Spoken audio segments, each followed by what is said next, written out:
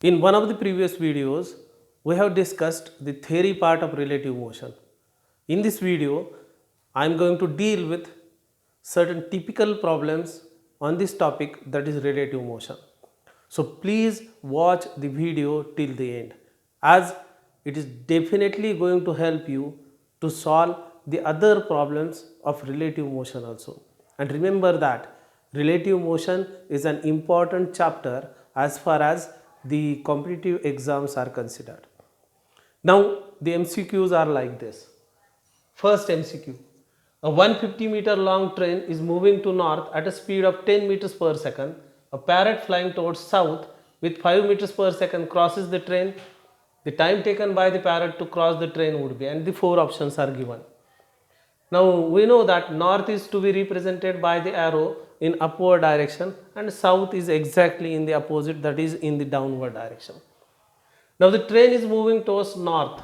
So train can be represented in vector form like this. Velocity of train, I am indicating it as Vt. Vt is equal to 10 times j. J is the unit vector along y direction. So as the train is moving along the positive y direction, that is along the north direction, its velocity can be represented as 10 times j.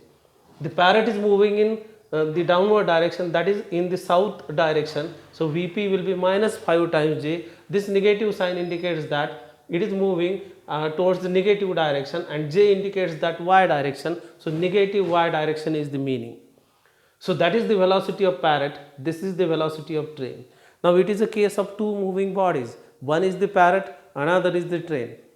So what we do is that in such cases we use the concept of relative motion and we bring one of the bodies to rest. So let us bring the train to rest. Now if I get VPT, means I am bringing train to rest, and the parrot is now moving with this relative velocity. This is how we convert the actual picture into relative picture. We have discussed in the theory part of relative motion. So VPT means it is the relative velocity of P with respect to train, means the train has been brought to rest. So train has been brought to rest, and this relative velocity of P with respect to T can be obtained as Vp minus Vt, and which is equal to minus 5j minus 10j, which is minus 15j.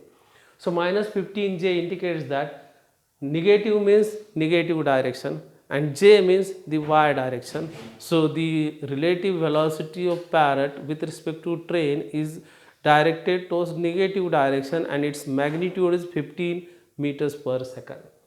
Using the basic concept of velocity or formula for velocity, velocity is equal to displacement upon time.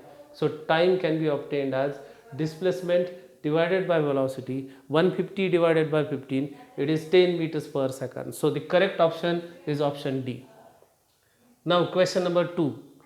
It takes 1 minute for a person standing on an escalator to reach the top from the ground. If the escalator is not moving, it takes him 3 minutes to walk the steps to reach the top. How long will it take for the person to reach the top if he walks up the escalator while it is moving? And the four options are given. So you know the escalator. Escalator is moving stairs. Now they have given two conditions. When a man stands on the escalator, he is not walking, only the escalator is moving. Then they are saying that the escalator takes the man to the top, let it be the top, let it is the bottom of the escalator. So the escalator takes the man to the top in 1 minute. That is what they are saying. The man is not moving, the escalator only is moving, time required is 1 minute. Second case, the man is moving, escalator is not moving. So when the man moves means when he walks on the escalator, it takes 3 minutes to reach the top. So these are the two conditions, and the question they are asking is that if both are in motion, means when the man is walking as well as the escalator is moving, what is the time required for that man to reach the top?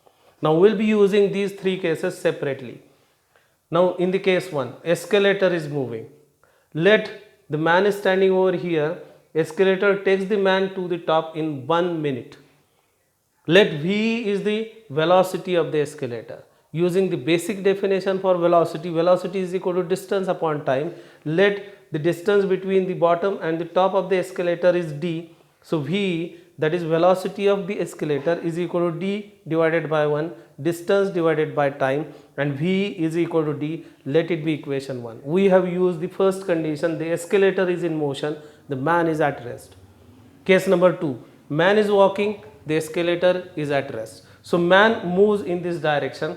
He starts his walking from the bottommost point to the topmost point. The distance is going to be d, and velocity of man is distance divided by time. Time is given as 3 minutes. So Vm is equal to d divided by 3. And in the last case, both are put into motion. Means the man is walking along the escalator is also in motion. Now these two velocities are going to add with one another, and the relative velocity with which the man will be moving will be equal to velocity of man plus velocity of escalator. So it is equal to d, that is the velocity of the escalator, and plus velocity of man is d by 3, and that is the relative velocity. Now using the basic definition of velocity is equal to distance divided by time.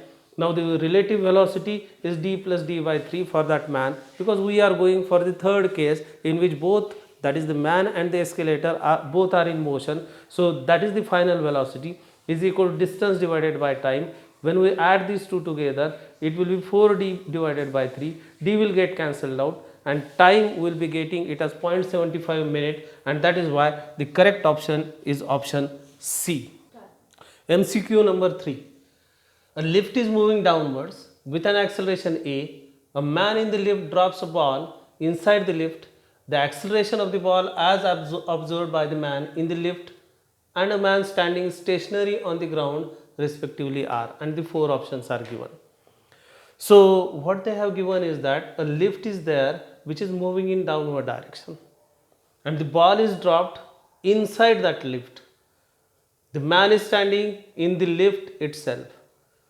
It is the first case. And second case, man is standing on the ground. So let us deal with the first case. The man is standing in the lift and the ball is moving inside the lift. Now we can see that the lift is moving in downward direction with an acceleration a. Now as the lift is moving in downward direction with an acceleration a, same acceleration will be there for this man also. Man will also be moving with the same acceleration in downward direction, because the frame of reference is the lift. Now ball has been dropped inside the lift. Now it is asked to get the acceleration with which the ball will appear to move to this person who is standing in the lift. So what I am doing is that, see, the man has got an acceleration a. So he is moving in downward direction with the same acceleration as the lift. So a is the acceleration of the man, g is the acceleration of this ball. Now these two bodies are in motion. So what I want to do is that I want to bring one of the bodies to rest. So I will prefer to bring the man to rest. So a is the acceleration of the man in downward direction. If I want to bring him to rest, I will have to apply an upward acceleration a. So these two will get cancelled by one another, and the resultant acceleration of the man will be 0. But again, as I have superimposed acceleration a on this man, I will have to superimpose acceleration a on the ball also. The man has been brought to rest. Now the resulting acceleration of the ball will be g minus a. So g minus a will be the resultant acceleration with which the ball will appear to fall to this man who is standing in the lift. Case number 2. The man is standing on the ground. The lift is moving in downward direction with an acceleration a, and the ball inside that lift has been dropped, and the ball will be having an acceleration g. So a is the absolute acceleration which will appear to this man who is standing on the ground, and g will be the acceleration with which the ball will appear to move to this person who is standing on the ground. So the answer is g, and that is why the correct option for this question is g minus a and g, that is option C. MCQ number 4. A train moving with uniform speed passes a pole in 10 seconds and a bridge of length 1200 meter in 130 seconds. Speed of the train is, and the 4 options are given. Now they have given 2 situations. In the first case, the train passes a pole in 10 seconds. It is what they are saying. So let it is the train. I have shown the pole. Let it is a train. The length of the train is not known. I am assuming that the length of the train is x. So train passes the pole, means in order to pass the pole, the train will have to cover a distance equal to length of the train. And using the definition, v is equal to distance divided by time, where v is the velocity of this train or speed of the train. Speed is equal to distance divided by time. V is equal to distance is x, time is 10, so x divided by 10. This is the first case. Let it be equation number 1. In the second case, they are saying that the train passes a bridge of length 1200 meter in 130 seconds. So let it be the train which is having the same length as that of the x, because it is the same train. So x is the length of the train, 1200 meter is the length of the bridge. In order to pass this bridge, train will have to cover a distance equal to length of the bridge plus length of the train. And that is why, using the basic equation, speed is equal to distance divided by time, the total distance the train will have to cover in order to pass the bridge is x plus 1200, length of the train plus length of the bridge divided by time. So x plus 1200 divided by time is 130. This is the second equation. These are the two cases which are given. Now substituting the value of v from 1, the speed of the train in both the cases is going to remain same. So v is nothing but x by 10. So I am substituting it over here. V is equal to x by 10 is equal to x plus 1200 divided by 130. So 130x is equal to 10x plus 12,000.